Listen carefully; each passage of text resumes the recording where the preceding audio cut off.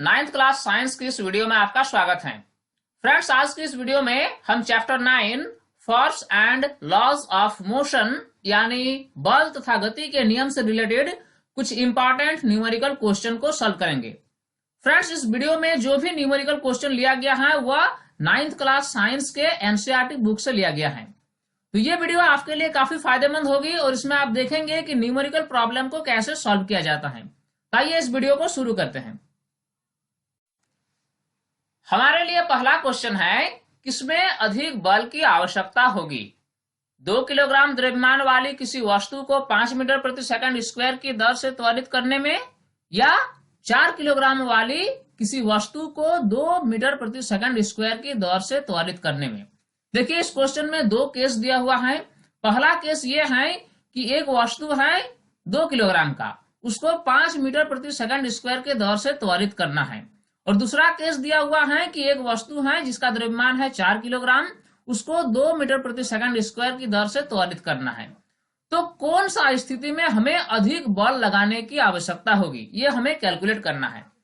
तो सबसे पहले हम क्या करेंगे न, पहला स्थिति पर विचार करेंगे, यानी पहले स्थिति में हमें कितना बल लगाना होगा ये हमें कैलकुलेट करना है। चूंकि हम जानते हैं कि F is equal to formula होता है ma, तो चूंकि पहला स्थिति है इसीलिए F1 is equal to m1a1 हम लिखे। अब हम F1 को कैलकुलेट करेंगे तो m1 का जो वैल्यू है यानी 2 किलोग्राम उसको पुट कर दिए, और a1 का जो वैल्यू है 5 मीटर पर सेकंड स्क्वायर उसको पुट कर दिए। इस प्रकार हमारा रिजल्टेंट वैल्यू आ गया 10 न्यूटन। यानी पहली स्थिति में पहला जो वस्तु है उसके लिए हमें कितना बल लगाना होगा न, 10 न्यूटन का बल लगाना होगा। अब दूसरी स्थिति पर हम विचार करते हैं, F2 निकालते हैं। F2 इज इक्वल टू हो जाएगा हमारा m2a2।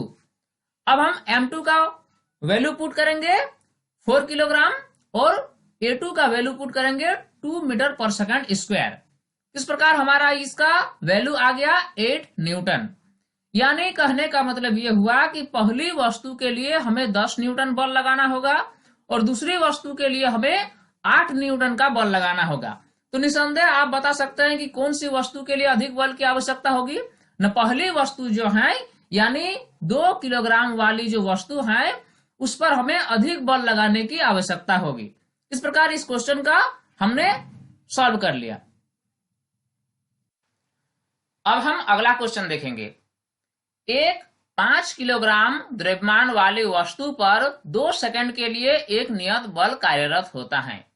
यह वस्तु के वेग को 3 मीटर प्रति सेकंड से बढ़ाकर 7 मीटर प्रति सेकंड कर देता है। लगाए गए बल की मात्रा ज्ञात करें। यदि इस बल को 5 सेकंड के लिए आरोपित किया जाए तो वस्तु का अंतिम वेग क्या होगा? देखिए, क्वेश्चन भले ही लंबा है लेकिन क्वेश्चन काफी सिंपल है, बस इससे हमें समझना है। क्वेश्चन में यह बता रहा है कि एक वस्तु है जिसका द्रव्यमान दिया हुआ है 5 किलोग्राम। इस वस्तु पर एक बल लगाया जा रहा है 2 सेकंड के लिए, और 2 सेकंड के लिए जब हम इस बल को लगाते हैं तो वस्तु का वेग जो है वह 3 मीटर प्रति सेकंड से बढ़कर 7 मीटर प्रति सेकंड हो जाता है। तो हमें क्या करना है ना, लगाए गए बल की मात्रा को ज्ञात कर देना है। दूसरी बात और क्या चीज है, लिखा है कि इस बल को अगर हम 5 सेकंड के लिए लगाए तो वस्तु का अंतिम वेग क्या होगा, यानी अंतिम वेग भी हमें कैलकुलेट करना है। तो आइए सबसे पहले हम बल को कैलकुलेट करते हैं, यानी लगाए गए बल की मात्रा क्या है।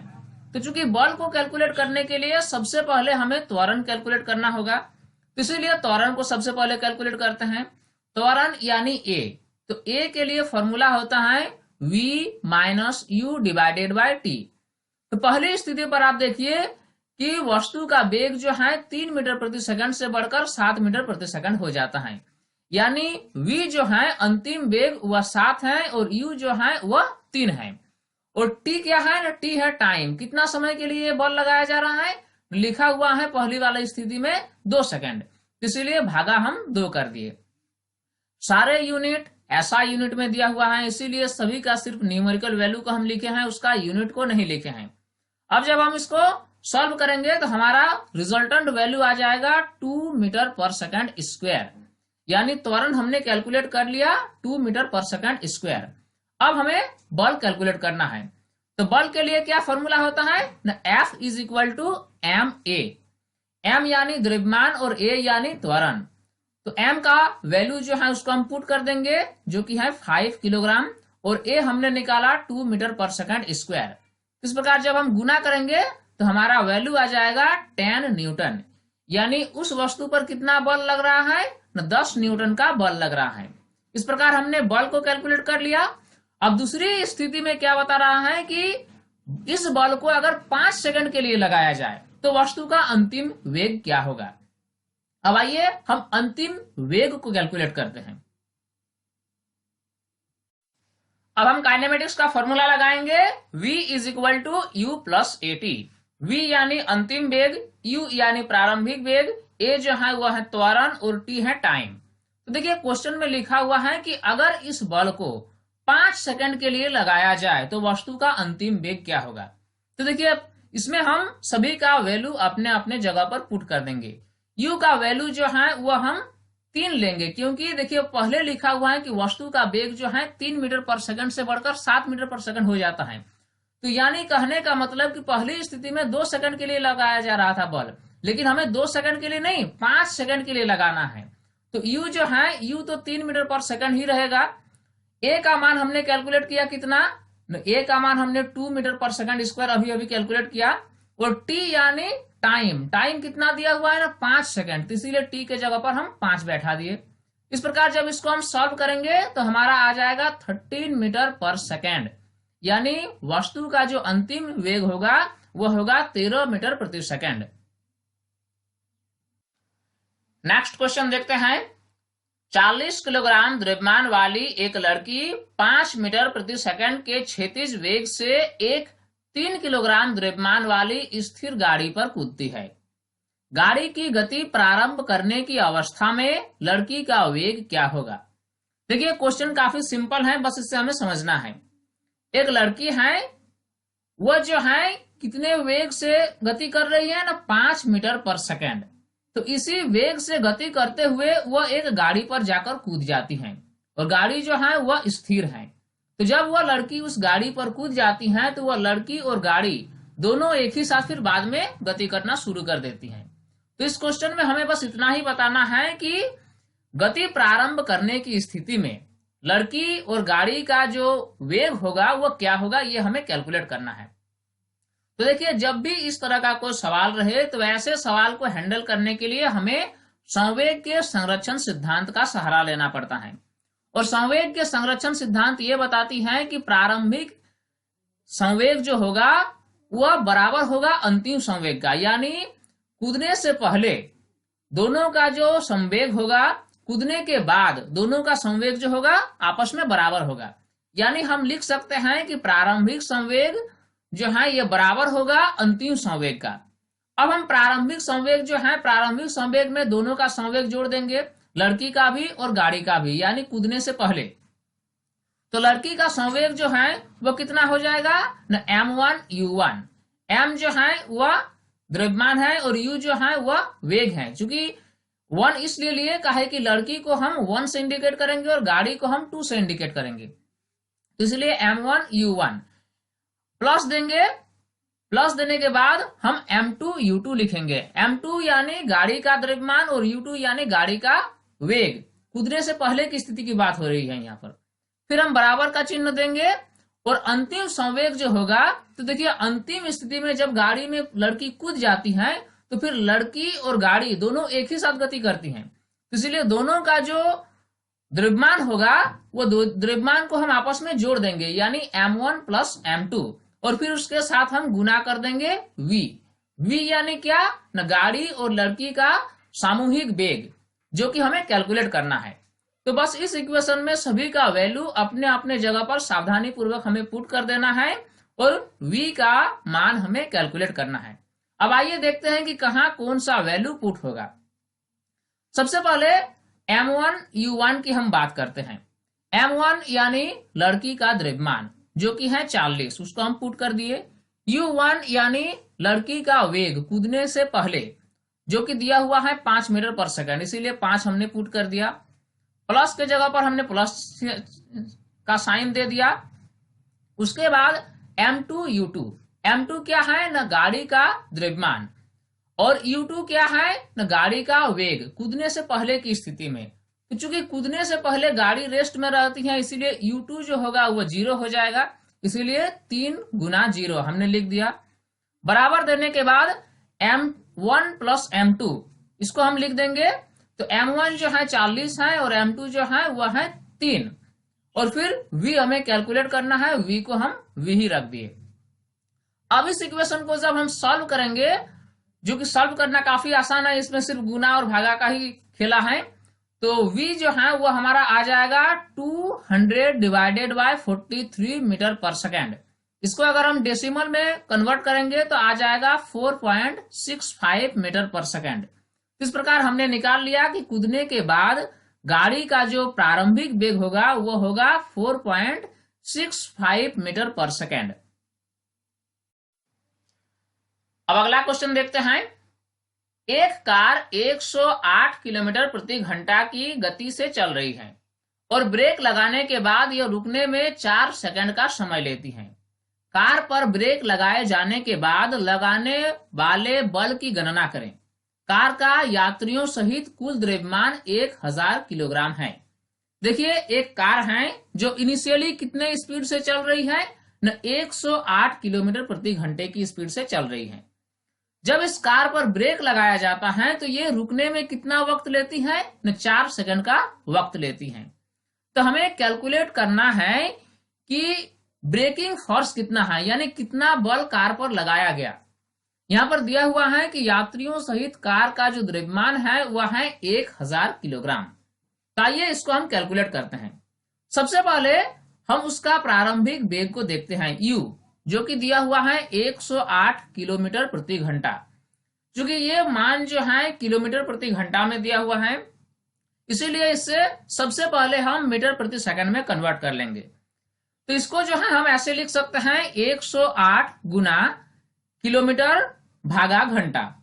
अब चूंकि किलोमीटर जो है इसको हमें मीटर में कन्वर्ट करना है, तो चूंकि 1 किलोमीटर जो है उसके जगह पर हम 1000 मीटर लिख सकते हैं। उसी प्रकार नीचे है घंटा।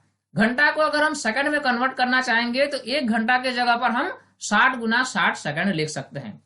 जब इसी को हम गुना और भागा करेंगे तो हमारा वैल्यू आ जाएगा 30 मीटर पर सेकंड। यानी कार जो है इनिशियली कितने वेग से गति कर रही थी, 30 मीटर प्रति सेकंड की दर से वह गति कर रही थी। अब हमें क्या करना है न, अब हम काइनेमेटिक्स का फॉर्मूला लगाएंगे, a is equal to v minus u by t. यानी अब हमें कार का त्वरण को कैलकुलेट करना है। तो अब जो है v का, u का और t का मान अपने अपने जगह पर पुट कर देंगे और a का मान हम निकाल लेंगे। क्योंकि देखिए दिया हुआ है क्वेश्चन में कि कार जो है बाद में क्या हो जाती है, ब्रेक लगाने के बाद वह अंत में जाकर रुक जाती है। यानी अंतिम वेग जो है कार का वह 0 हो जाती है। यानी v के जगह पर हम 0 पुट कर सकते हैं। माइनस के जगह पर माइनस रख दिए। u हमने कितना निकाला न, 30 मीटर पर सेकंड, इसलिए u के जगह पर 30 लगा दिए। टाइम दिया हुआ है 4 सेकंड, इसलिए t के जगह पर 4 लगा दिए। सारे यूनिट ऐसा यूनिट में है। इसी प्रकार जब हम इसको कैलकुलेट करेंगे तो हमारा वैल्यू आ जाएगा -15 डिवाइडेड बाय 2 मीटर पर सेकंड स्क्वायर। इस प्रकार कार का जो त्वरण है वो हमारा निकल गया -15 भागा 2 मीटर पर सेकंड स्क्वायर।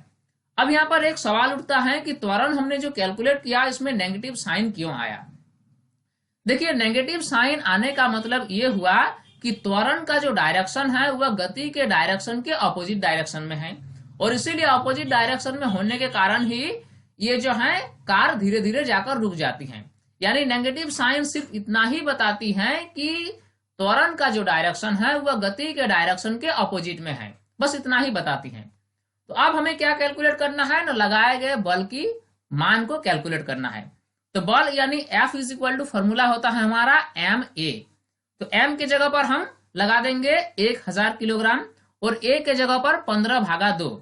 चूंकि यहाँ पर हम नेगेटिव साइन को इग्नोर कर देते हैं, क्योंकि नेगेटिव साइन जो है सिर्फ इतना ही बताती है कि ये जो है त्वरण व गति के विपरीत दिशा में है। इसीलिए हम फर्स्ट को कैलकुलेट करने के लिए नेगेटिव साइन को यहाँ पर छोड़ सकते हैं। जब इसको हम गुना करेंगे तो हमारा वैल्यू आ जाएगा 7500 न्यूटन, यानी 7500 न्यूटन। यानी ब्रेकिंग फोर्स जो है, ब्रेक लगाने के कारण जो फोर्स लगा कार पर, वह है 7500 न्यूटन।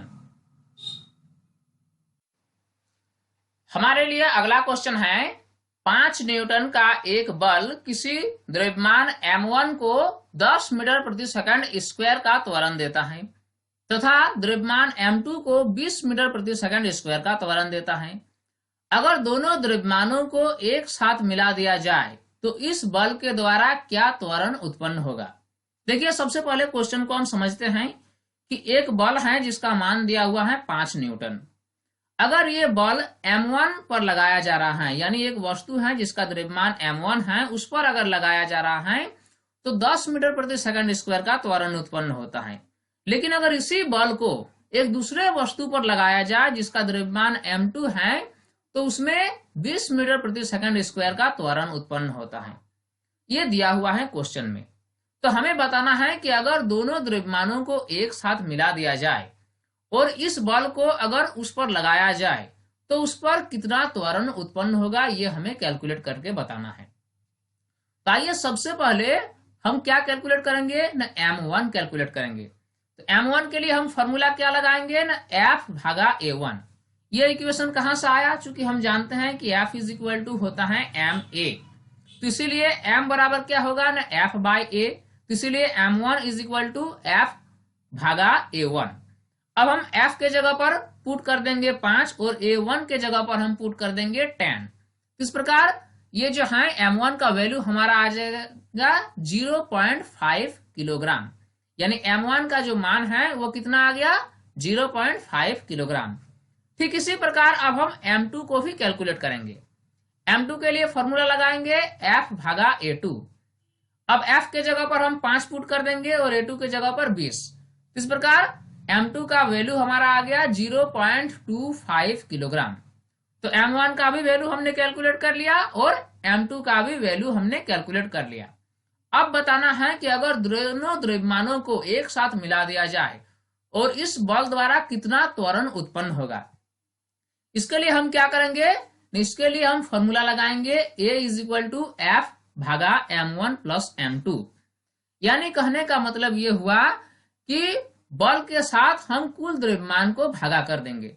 अब F के जगह पर हम 5 लगा देंगे और m1 के जगह पर 0.5 और m2 के जगह पर 0.25। जब इसको हम सॉल्व करेंगे तो A का वैल्यू हमारा आ जाएगा 6.67 मीटर पर सेकंड स्क्वायर। इस प्रकार दोनों द्रव्यमानों को एक साथ मिला देने पर उसमें कितना त्वरण उत्पन्न होगा, 6.67 मीटर पर सेकंड स्क्वायर का त्वरण उत्पन्न होगा। अब अगला क्वेश्चन को सॉल्व करते हैं। 2 किलोग्राम के एक पिस्टल से 20 ग्राम द्रव्यमान की एक गोली 150 मीटर प्रति सेकंड के क्षैतिज वेग से छोड़ी जाती है। पिस्टल के पीछे हटने के वेग का परिकलन कीजिए। देखिए, जब कभी भी पिस्तौल से गोली छोड़ा जाता है तो गोली तो आगे मूव कर जाती है, लेकिन उसका झटके के कारण पिस्तौल जो है वो पीछे की ओर गति करती है। तो इस स्थिति में हमें पिस्तौल के पीछे हटने का वेग क्या है वो हमें कैलकुलेट करना है। यहाँ पर दिया हुआ है कि पिस्तौल का जो द्रव्यमान है वह 2 किलोग्राम है और एक गोली का जो द्रव्यमान है वह 20 ग्राम दिया हुआ है। और इसमें दिया हुआ है कि गोली का जो क्षैतिज वेग है, जिस वेग से छोड़ी जाती है, वह है 150 मीटर प्रति सेकंड। तो अब हम पिस्तौल के पीछे हटने का वेग को कैलकुलेट करेंगे। तो ऐसे प्रॉब्लम को हैंडल करने के लिए हमें कौन सा नियम का सहारा लेना होगा न, संवेग के संरक्षण सिद्धांत का सहारा लेना होगा। और संवेग के संरक्षण सिद्धांत क्या बताती है न, प्रारंभिक स्थिति में जो संवेग होगा वही होगा अंतिम संवेग। यानी फायरिंग करने से पहले गोली और बंदूक का जो संवेग होगा, फायरिंग के बाद भी दोनों का कुल संवेग वही होगा। तो यहाँ पर हम लिख सकते हैं कि अंतिम संवेग जो है वह बराबर होगा प्रारंभिक संवेग का। अब हम अंतिम संवेग यानी फायरिंग करने के बाद का संवेग, फायरिंग करने के बाद पिस्तौल का संवेग प्लस गोली का संवेग, ये हम दोनों जोड़ देंगे तब हमारा आएगा अंतिम संवेग। तो फायरिंग करने के बाद गोली का जो संवेग होगा वह होगा m1v1 और पिस्तौल का जो संवेग होगा वह होगा m2v2। अब ये बराबर क्या होगा न, बराबर होगा प्रारंभिक संवेग और प्रारंभिक संवेग हम जानते हैं वो होगा 0। क्यों 0 होगा? क्योंकि फायरिंग से पहले की स्थिति में पिस्तौल और गोली दोनों रेस्ट में रहता है, इसीलिए उसका वेग जो है वो 0 होने के कारण प्रारंभिक स्थिति में दोनों का कुल संवेग 0 होगा। क्योंकि संवेग के लिए फॉर्मूला क्या होता है ना, द्रव्यमान गुना वेग। तो जब वेग 0 तो संवेग भी 0, इसीलिए प्रारंभिक संवेग की जगह पर हम 0 पुट कर सकते हैं। अब m1 क्या है ना, m1 है गोली का द्रव्यमान। तो गोली का द्रव्यमान दिया हुआ है 20 ग्राम, तो इसको हमें किलोग्राम में कन्वर्ट करके लिखना है, इसीलिए 20 भागा 1000 लिख सकते हैं। तो m1 के जगह पर हम 20 भागा 1000 कर दे, क्योंकि इसको हम किलोग्राम में बदल कर लिखे। अब v1 जो है, v1 क्या दिया हुआ है ना, 150 मीटर प्रति सेकेंड, इसीलिए v1 के जगह पर 150 हम पुट कर दिए। प्लस के जगह पर प्लस साइन देंगे। m2 क्या है ना, m2 है पिस्तौल का द्रव्यमान, इसीलिए m2 के जगह पर हम 2 पुट कर दिए, क्योंकि पिस्तौल का जो द्रव्यमान है वो 2 किलोग्राम दिया हुआ है।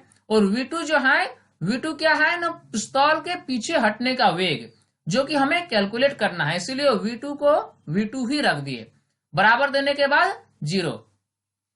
अब यहाँ पर जो दिया हुआ है 20 भागा 1000 गुना 150, इसको जब हम सॉल्व करेंगे तो हमारा आ जाएगा 3। प्लस देने के बाद 2 इंटू v2 जैसा है उसको हम वैसे ही लिख दिए, और बराबर देने के बाद 0। अब हम क्या करेंगे, जब इस इक्वेशन को सॉल्व करेंगे तो v2 का वैल्यू हमारा कितना आ जाएगा, -1.5 मीटर पर सेकेंड, यानी पिस्तौल के पीछे हटने का वेग जो होगा वो होगा 1.5 मीटर पर सेकेंड। अब यहाँ पर एक पॉइंट है कि ये v2 जो हम निकाले तो ये नेगेटिव में क्यों आ गया। देखिए, नेगेटिव साइन सिर्फ इतना ही बताती है कि पिस्तौल का जो वेग है वो गोली के वेग के ऑपोजिट डायरेक्शन में है, यानी गोली मूव कर रही है आगे, लेकिन पिस्तौल का जो झटका होगा वह पीछे की ओर होगा। यानी नेगेटिव साइन सिर्फ और सिर्फ इतना ही बताती है कि गोली का वेग और पिस्तौल का वेग दोनों एक दूसरे के ऑपोजिट डायरेक्शन में है। यानी हम कह सकते हैं कि पिस्तौल के पीछे हटने का वेग कितना है, 1.5 मीटर पर सेकेंड। अब हम अगला क्वेश्चन सॉल्व करेंगे। 60 किलोग्राम की एक वस्तु 5 मीटर प्रति सेकंड के वेग से तथा 5 किलोग्राम की दूसरी वस्तु 6 मीटर प्रति सेकंड के वेग से विपरीत दिशा में आकर एक दूसरे से चिपक जाते हैं। चिपके हुए वस्तु की वेग क्या होगी। देखिए, क्वेश्चन में यह बताया जा रहा है कि दो वस्तु हैं और दोनों विपरीत दिशा में आकर एक दूसरे से चिपक जाती हैं। तो इसमें हमें बताना है कि चिपके हुए वस्तु का वेग क्या होगा।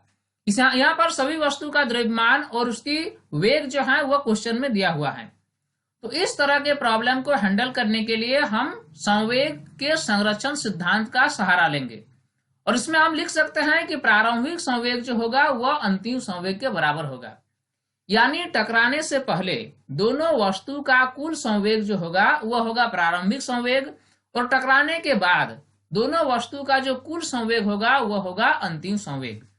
तो प्रारंभिक संवेग को हम लिखते हैं, दोनों वस्तु का कुल संवेग क्या होगा टकराने से पहले का। तो यहां पर हम लिख सकते हैं m1u1 प्लस m2u2, यानी m1u1 जो है ये पहली वस्तु का संवेग है और m2u2 जो है ये दूसरी वस्तु का संवेग है टकराने से पहले की स्थिति का। बराबर देंगे अंतिम संवेग जो होगा ये हमें यहाँ पर पुट करना है।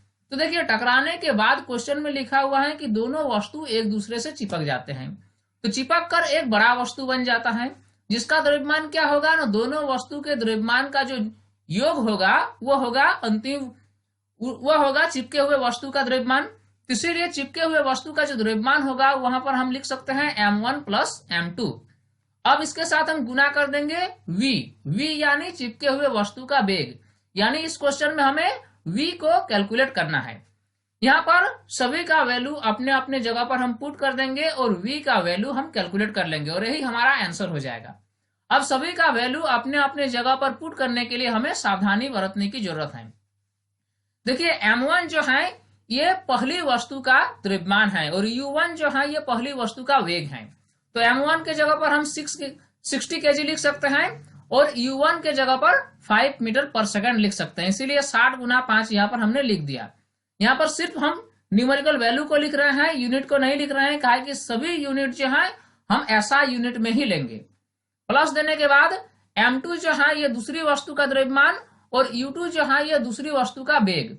तो m2 के जगह पर हम दूसरी वस्तु का जो द्रव्यमान है 5 किलोग्राम वो 5 लिख सकते हैं। u2 जो है वह है दूसरी वस्तु का वेग और वह दिया हुआ है 6 मीटर पर सेकेंड। लेकिन यहाँ पर एक इंपॉर्टेंट पॉइंट है कि यहाँ पर 6 मीटर पर सेकेंड जो है इससे हम नेगेटिव में लेंगे। कारण क्या है कि पहली वस्तु का वेग जिस डायरेक्शन में है दूसरी वस्तु का वेग जो है उसके अपोजिट डायरेक्शन में है। तो पहली वस्तु का वेग को अगर हम पॉजिटिव में लिए हैं तो दूसरी वस्तु का जो वेग है उससे हमें नेगेटिव में लेना होगा। कारण क्या है कि उसका डायरेक्शन जो है पहली वस्तु के वेग से अपोजिट डायरेक्शन में है। इसीलिए यहाँ पर u2 के जगह पर हम माइनस साइन का यूज करेंगे, यानी -6 लिखेंगे। ये काफी इंपॉर्टेंट है, इसी में गलती होता है। अब हम बराबर का चिन्ह लगाएंगे। अब m1 और m2 का जोड़ कितना होगा वो हम लिखेंगे। अब m1 जो है वह है 60 kg और m2 जो है वह है 5 kg, यानी 60 + 5 ये हम लिख दिए। अब v हमें कैलकुलेट करना है, v के जगह पर हम v ही पुट कर दिए।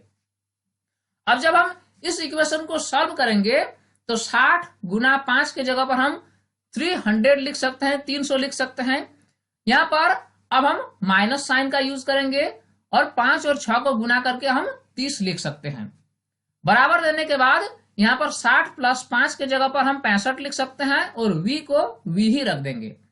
अब जब हम इस इक्वेशन को सॉल्व करेंगे तो v का वैल्यू हमारा आ जाएगा 4.15 मीटर पर सेकेंड, यानी चिपके हुए वस्तु का जो वेग होगा वह होगा 4.15 मीटर पर सेकेंड।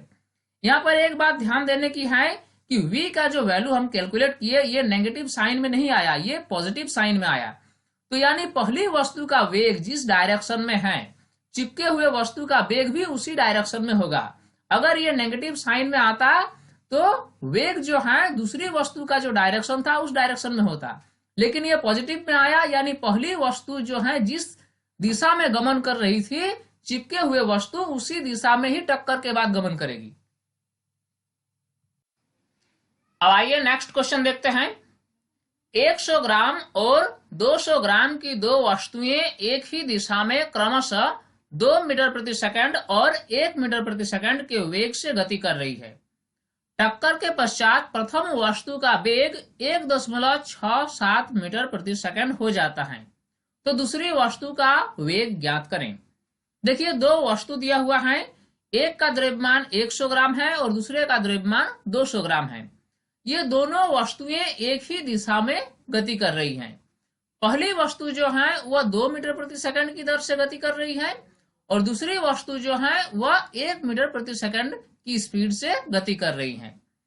तो ये दोनों वस्तुएं जब आपस में टकरा जाती हैं तो टकराने के बाद प्रथम वस्तु का वेग जो है वह हो जाता है 1.67 मीटर प्रति सेकंड। तो हमें टक्कर के बाद दूसरी वस्तु का वेग कैलकुलेट करना है। तो इस तरह का जो प्रॉब्लम है हम इसमें अप्लाई करेंगे संवेग के संरक्षण का सिद्धांत, यानी टक्कर के पहले का कुल संवेग बराबर होगा टक्कर के बाद कुल संवेग, यानी हम लिख सकते हैं प्रारंभिक संवेग बराबर अंतिम संवेग। अब प्रारंभिक संवेग में हम क्या करेंगे कि न दोनों वस्तुओं के प्रारंभिक संवेग को आपस में जोड़ेंगे, यानी पहली वस्तु का जो प्रारंभिक संवेग होगा टक्कर के पहले वह होगा m1u1 प्लस दूसरी वस्तु का जो प्रारंभिक संवेग होगा वह होगा m2u2। अब बराबर का चिन्ह हम लगाएंगे। अब अंतिम संवेग यानी टक्कर के बाद पहली वस्तु का संवेग प्लस दूसरी वस्तु का संवेग, तो पहली वस्तु का संवेग जो है टक्कर के बाद m1v1 हो गया, क्योंकि v को अंतिम वेग माना जाता है और u को प्रारंभिक वेग, प्लस का साइन देंगे। इसके बाद दूसरी वस्तु का जो संवेग होगा टक्कर के बाद वह होगा m2v2। अब ये जो इक्वेशन बना इसमें सभी का वैल्यू अपने अपने जगह पर हमें सावधानी पूर्वक पुट करना है और पुट करने के बाद हमें उसका वैल्यू निकालना है, यानी दूसरी वस्तु का वेग यानी v2 हमें निकालना है। आइए सबसे पहले हम m1u1 को देखते हैं। m1 जो है ये क्या है ना, पहली वस्तु का द्रव्यमान। पहली वस्तु का द्रव्यमान क्या दिया हुआ है ना, 100 ग्राम दिया हुआ है। चूंकि इसको अगर हम किलोग्राम में बदलेंगे तो 1000 से भागा देना होगा, यानी 0.1 किलोग्राम होगा। इसीलिए M1 के जगह पर हम 0.1 डाल दिए। अब U1 जो है, यानी पहली वस्तु का वेग क्वेश्चन में क्या दिया हुआ है, 2 मीटर प्रति सेकंड, इसलिए U1 के जगह पर हम 2 पुट कर दिए। हालांकि देखिए एक बात यहाँ पर इंपॉर्टेंट है कि जो द्रव्यमान दिया हुआ है वह ग्राम में दिया हुआ है।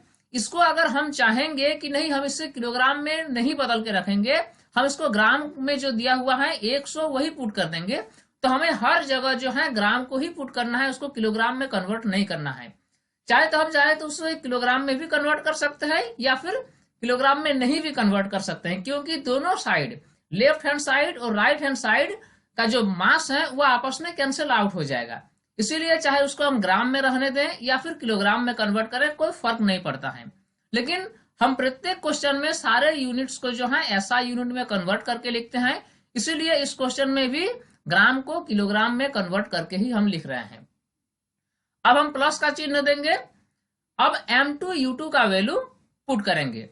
M2 यानी दूसरी वस्तु का द्रव्यमान 200 ग्राम दिया हुआ है, इसको अगर हम किलोग्राम में कन्वर्ट करेंगे तो 1000 से भागा देना होगा, यानी 0.2 किलोग्राम हो जाएगा।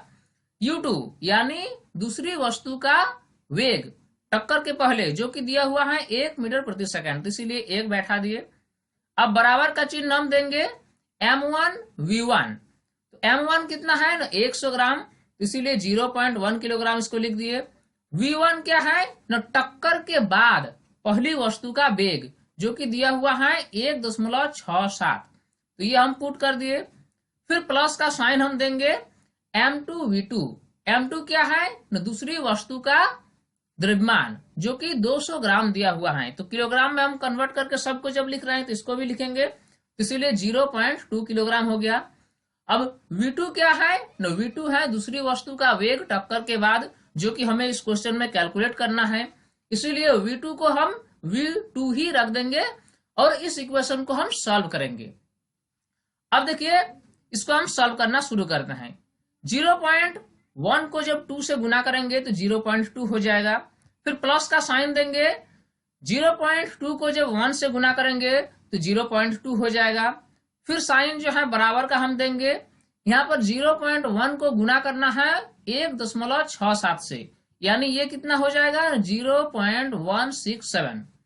फिर प्लस का साइन देंगे, जो यहाँ पर है 0.2 गुना V2, इसको वैसे ही रख देंगे। अब इस इक्वेशन को हम आगे सॉल्व करेंगे, क्योंकि सॉल्व करना आसान है, क्योंकि इसमें सिर्फ जोड़ घटाव और गुना का ही खेल है। तो जब हम इस इक्वेशन को सॉल्व करेंगे तो V2 का जो वैल्यू है वो हमारा आ जाएगा कितना